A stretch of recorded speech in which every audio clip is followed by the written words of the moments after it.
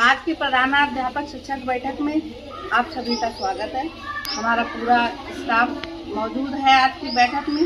वर्तमान समय में बहुत सारे शासनादेश आ चुके हैं। जुलाई का माह है जो कि ग्रीष्म अवकाश के बाद आया है, तो एक तरह से अगर देखा जाए तो ये सत्र का आरंभ है। 2024-25 सेशन एक तरह से देखा जाए तो वो शैक्षणिक सत्र जो है वो जुलाई से ही सही तरीके से शुरू होता है।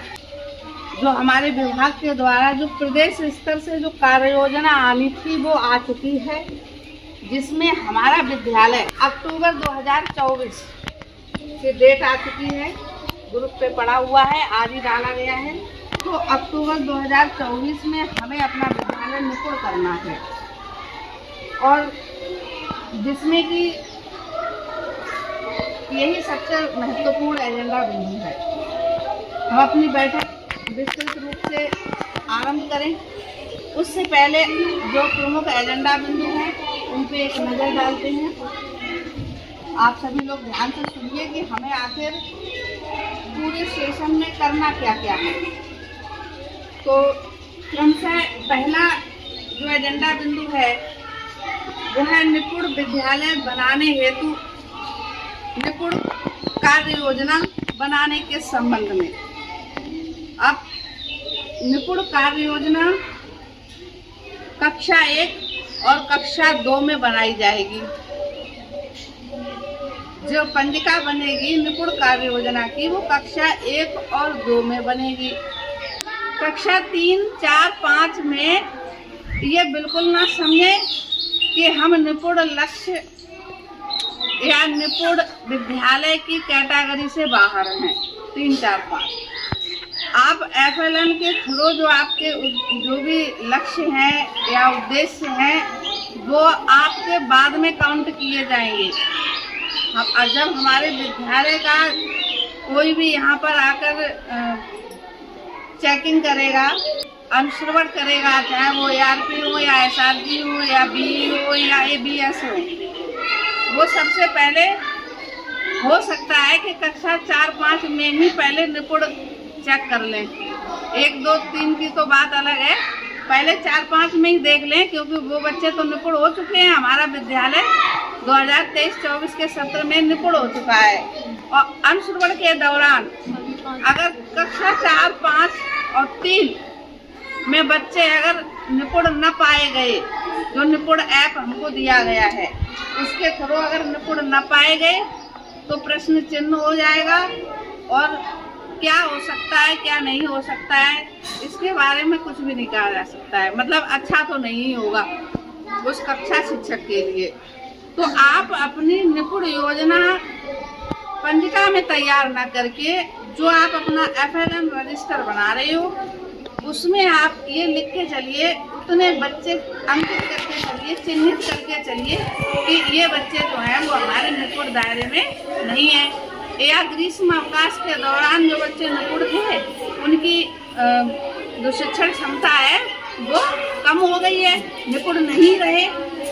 तो उसको ध्यान में रखते हुए उन बच्चों को चिन्हित करिए। अपनी जो आपका FLN रजिस्टर है या उपचारात्मक रजिस्टर है और उनमें जो निपुण लक्ष्य ऐप है उसके थ्रू 1 घंटा रेमेडियल टीचिंग में उनको स्टडी करवाइए उसमें से।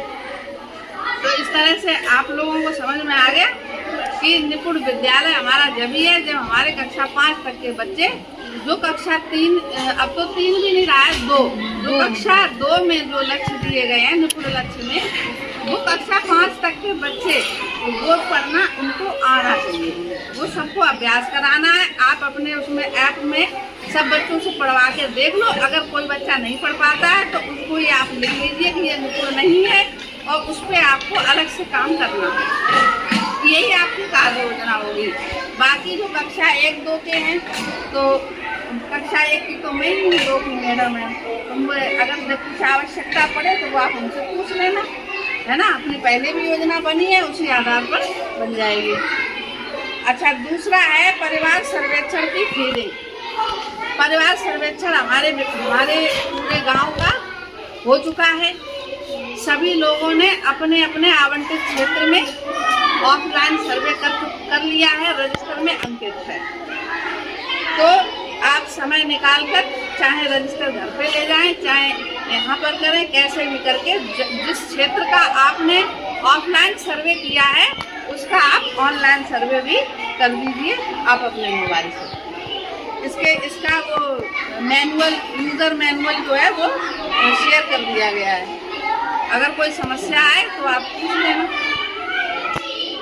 तीसरा है 5 मिनट का कक्षा शिक्षण वीडियो रिकॉर्ड कर श्री माहेश्वरी जी जो कि ब्लॉक क्वालिटी कोऑर्डिनेटर ऑफ निपुण सेल, और उनका मोबाइल नंबर भी है जो कि आपके उसके व्हाट्सएप ग्रुप पे ऊपर से प्रेषित कर दिया गया है विभाग द्वारा।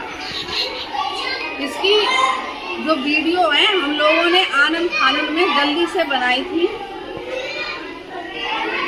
छुट्टी से पहले, ग्रीष्म अवकाश से पहले। तो अब हमें चाहिए कि अपना अच्छे से 5 मिनट का ही हो, ऐसा करके वीडियो आप बना लो 1-2 दिन में, 2-3 दिन में, जब भी आप कक्षा शिक्षण कर रहे हो। लेकिन कक्षा शिक्षण में उस समय आपके पास टेबल पे शिक्षक डायरी, शिक्षण योजना और TRM, ये तीनों चीज़ें होनी चाहिए। ये हमें ये दिखाना है कि हम निपुण के थ्रू या हमारी जो शिक्षक संदर्शिका है उनमें जो निर्देश दिए गए हैं उनके तहत हम कक्षा शिक्षण कैसे कर रहे हैं। वीडियो उसी का बनना चाहिए। ये आपके टैलेंट से मतलब नहीं है कि आप कैसे पढ़ा सकते हो कैसे नहीं, क्योंकि कंडीशंस उनकी है। तो ऐसा वीडियो बनाकर आप उनके नंबर पर प्रेषित कर दें, अदरवाइज आप मुझे भेज दें तो मैं उनको भेज दूँगी, ठीक है। और चौथा बिंदु है दीक्षा ऐप पर प्रेषित प्रशिक्षण करने के संबंध में। एजेंडा बिंदु है 4 दीक्षा ऐप पर प्रेषित प्रशिक्षण करने के संबंध में। तो प्रशिक्षण जो लिंक आई वो किस किस में कर ली? आपका आधा हो गया, आपका आज हो जाएगा। आपने नहीं करी? आप मेरा मोबाइल से मोबाइल में काम कर रहा हूँ। अच्छा, हम तो आज भी खोले के देख। चलिए। और 5वां है सभी कक्षाओं में निपुण लक्ष्य चस्पा करने की जिम्मेदारी स्वयं कक्षा शिक्षक की। निपुण लक्ष्य के पोस्टर यहाँ आ चुके हैं, सेफ में रखे होंगे या कहीं भी रखे हों। वैसे सेफ में ही होगा क्योंकि जब रंगाई पुताई हुई थी तब वो उठा के सारा मटेरियल वहाँ रख दिया गया। तो वो आप सभी लोग अपने अपने क्लास में लगा ले। शायद आपने उसका शासनादेश भी पढ़ा होगा। BSS सर ने खुद आदेश किया है कि अगर किसी अंशवर्ण के दौरान अगर किसी कक्षा में निपुण लक्ष्य चस्पा नहीं होते हैं तो उस पर दंडात्मक कार्रवाई की जाएगी। इसके बाद छठा बिंदु है 13 जुलाई 2024 को, यानी 13 जुलाई को कार्यक्रम होना है माता उन्मुखीकरण कार्यक्रम, जो कि आंगनवाड़ी और कक्षा 1 के बच्चे और आंगनवाड़ी के बच्चे और उनकी माताओं को बुलाकर होगा। पहले भी पिछले साल भी कराया है। तो वो कार्यक्रम कैसे कराया जाएगा? माता उन्मुखीकरण का एक अलग रजिस्टर हमारा बनेगा, तो वो हम जब पूरा तैयार कर लेंगे, लिख लेंगे, तब हम आपको शेयर कर देंगे व्हाट्सएप पे कि आखिर उसमें क्या क्या कार्यक्रम कराना है। पहले भी करा चुके हैं तो आपको थोड़ी बहुत तो जानकारी है। लेकिन इसकी 13 जुलाई डेट है। 13 जुलाई को ना आप छुट्टी पे रहोगी ना आप छुट्टी पे रहोगी। 13 जुलाई को स्कूल में आना है, क्योंकि ये माता उन्मुखीकरण जो कार्यक्रम है ये होना था जून में, 22 जून को, लेकिन ग्रीष्म अवकाश की वजह से उसको वहाँ पोस्टपोन करते हुए ये 13 जुलाई डेट निर्धारित की है, ऊपर से भेजी गई है, ठीक है। तो अब 7वां है संचारी रोग नियंत्रण अभियान के संबंध में दिशा निर्देश। 1 जुलाई से 31 जुलाई तक ये संचारी रोग अभियान चलना है। पूरे गांव में घर घर जाके लोगों को मोटिवेट करना है, जागरूक करना है, साफ सफाई से संबंधित बच्चों की साफ सफाई से संबंधित, आस पड़ोस की साफ सफाई से संबंधित, और साथ ही साथ 10 तारीख तक रैली निकलनी है गाँव में। आज निकलवा दी है, कल भी निकलवाई थी। ऐसे ही लगातार जो अपने यहाँ एक तारीख से रैली निकल रही है और 10 तारीख तक रैली और निकाल ली है। आगे फिर घर घर जाके लोगों को मोटिवेट करना है। कुछ 1-2 चार्ट बना लेना टाइम मिले तो। चार्ट रखे ही हैं, बहुत सारे चार्ट रखे हैं शेप में, दोनों शेप में रखे चार्ट। अब 8वां बिंदु है, डीबीटी से संबंधित समस्त बच्चों की जिम्मेदारी स्वयं कक्षा शिक्षक की रहेगी। डीबीटी में अभी 106 बच्चे जो हैं अपने स्कूल में इस पे डीबीटी में रजिस्टर्ड है 106। उसमें से 93 बच्चों का डीबीटी हो चुका है 106 में से। तो बच गए हमारे 6 और 7 13 बच्चे। 13 बच्चे जो हैं उनमें से कुछ बच्चे ऐसे हैं जिनके आधार कार्ड में डेट ऑफ बर्थ गलत है, तो मोबाइल के द्वारा हम संपर्क कर लेंगे। अब जिम्मेदारी कक्षा शिक्षक की ये है कि उन 13 में से आपकी क्लास में कौन सा बच्चा ऐसा है जिसका अभी तक वेरिफिकेशन नहीं हुआ है, तो उसको आप रोज उसको बोलते रहो अपने से कि बेटा जाओ अपनी मम्मी को बुला के लाओ, पापा को बुला के लाओ। इन लोगों को रोज कहते रहो, क्योंकि इनका जो खेतों में काम और घर में काम होता है ये भूल जाते हैं। जब सबके पैसे आ जाएंगे और इनके नहीं आएंगे तब ये कान टूटने आएंगे। तो हमें करना क्या है, बस रोज इतनी अपनी ड्यूटी बनानी है कि एक बार इनके पेरेंट्स को बोल दो, चाहे फोन करके चाहे बुला के या खुद कर दो। वैसे तो मैं ये काम खुद भी करती रहूँगी डेली, लेकिन अगर आप लोगों का थोड़ा सपोर्ट रहेगा तो इसमें कोई भी गार्जियन से ऐसा बचेगा नहीं। जैसे मुझसे कोई मिस हो जाता है तो आप भी कर दो।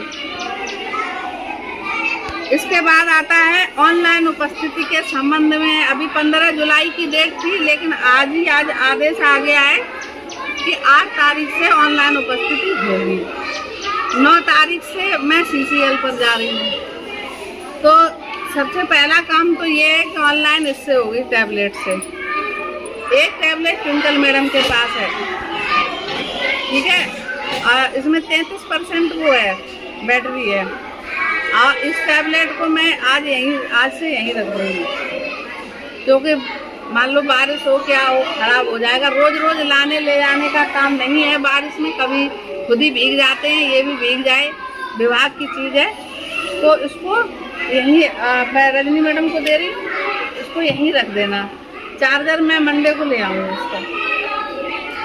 तो ऑनलाइन उपस्थिति इसमें होगी, वो दिशा निर्देश इसमें समझ में आ ही जाएंगे, जो ऐप है उससे हो जाएगा।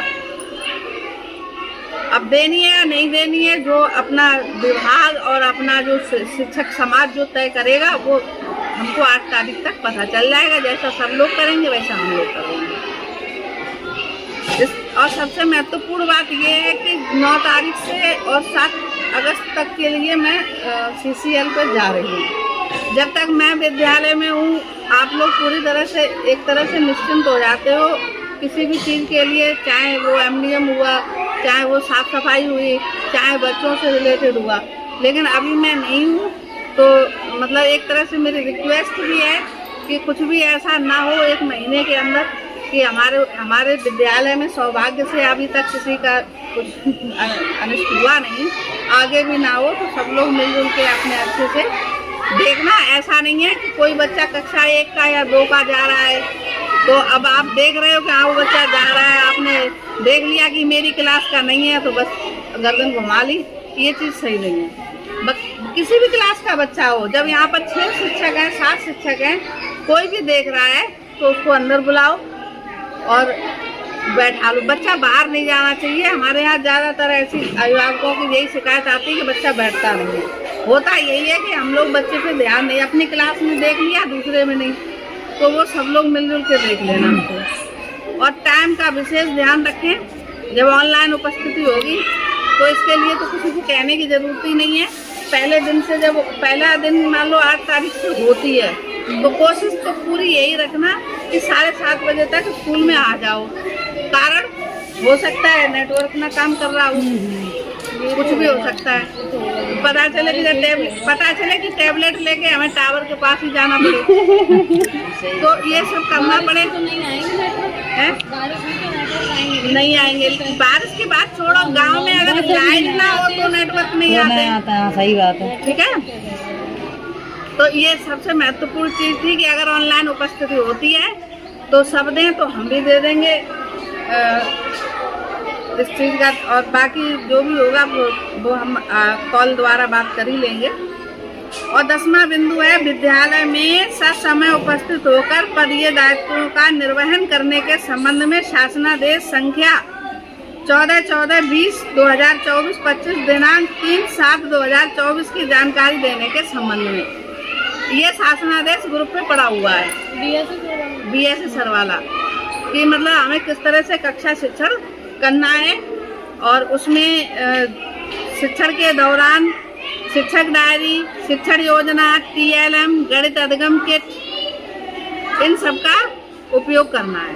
ध्यान रखें आप लोग, सारी चीज़ें जो है वो रखी हुई हैं क्लास में, और रखी हैं तो उनका यूज़ कर लो, और जो यूज़ करते जाए वो अपनी शिक्षक डायरी में मेंशन भी करो, ताकि हम दिखा सकें। अगर हम यूज़ कर भी लें और अगर हम अंकित नहीं कर रहे तो हम कह भी नहीं सकते।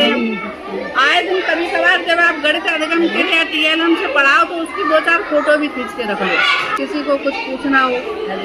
तो ये थे हमारे आज की बैठक के प्रमुख एजेंडा बिंदु, और इसी के साथ ही हम अपनी बैठक का समापन करते हैं। अगली बैठक अगले शनिवार को इसी समय होगी, और सभी लोग इस पर हस्ताक्षर कर दीजिए।